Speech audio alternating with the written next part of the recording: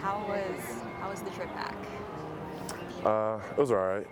People were hanging their heads, and we are trying to tell them to pick them up, and you can't focus on it and just kind of move on to the next opponent. But take it as a learning lesson. That's obviously everything that doesn't go your way is always going to be something that you can learn from. So we're trying not to hang our heads too low, but learn from it and grow and move on to the next practice. Have you seen a good response from the team early in the week? Yeah, I think everybody has responded well. I think everybody's just coming out here and just trying to work harder and improve on the things that we might not have done perfectly or great, but just work on the things that we need to work on. What was your reaction when you saw Killian was pretty seriously hurt? Obviously pretty sad. That's never something you want to see, especially when it's like one of your teammates and someone you're pretty close with. So that was kind of a heartbreaker. Yeah. How do you feel like Jay Henry stepped up into that role? I think he did a good job. I think he came out and pretty confidently. I think he did a good job. How was he as a communicator on the line?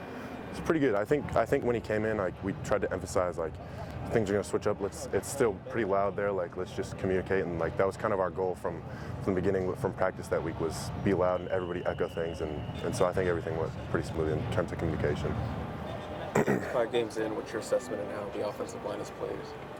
I think we've done well. I think we've got things to improve on, and I think that's just, we've got such a high standard for ourselves, but I think there's also obvious things that we need to get better at. Has Coach Hansen put a big emphasis on anything particular during this bye week?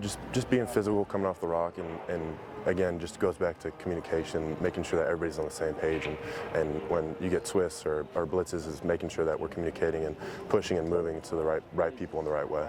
Sean has a lot of experience kind of stepping in. How much does that help? How much did you see that maybe as he steps in, in the middle of everything? Yeah, I mean, it obviously helps. He's played a lot of college football, so just talking to him through things, it's always pretty good. Just communication goes pretty well with him. When we talked to John Ray for the first time at media day, he had so much life. Mm-hmm. So what is he like on the sidelines? Is he still like that? Yeah, it's a lot of fun because he brings a lot of energy that's on and off the field. He's just a fun guy to be around. So yeah. How do you kind of feed off of that, maybe in tough situations?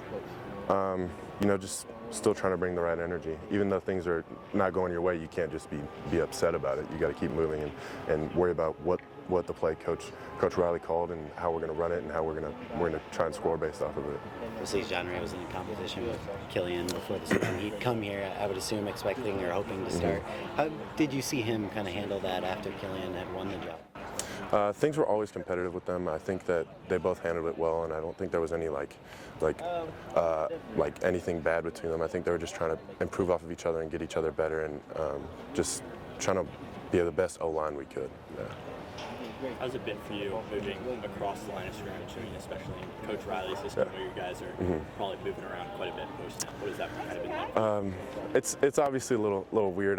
I'm not used to doing it so week in and week out, but I've been training at multiple positions for months now, and I think it was fine to switch between the two, but it's obviously different, and the play in the game is a little different from both positions.